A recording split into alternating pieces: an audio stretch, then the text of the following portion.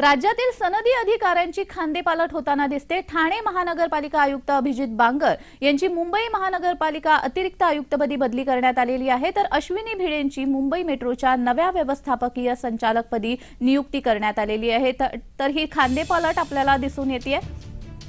राज्यामधील सनदी अधिकाऱ्यांची खांदेपालट ही होताना दिसते आहे।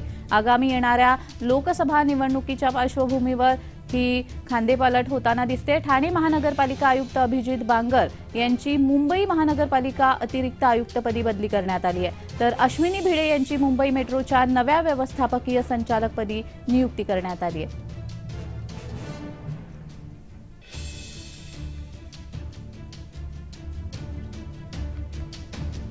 राज्यातील सनदी अधिकाऱ्यांच्या बदल्या होत आहेत।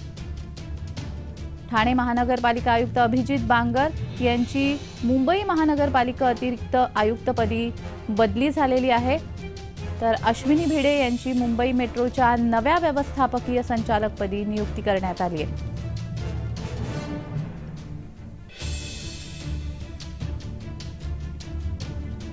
राज्यातील सनदी अधिकाऱ्यांची अशी खांदेपालट होताना आपल्याला पाहायला मिळत आहे।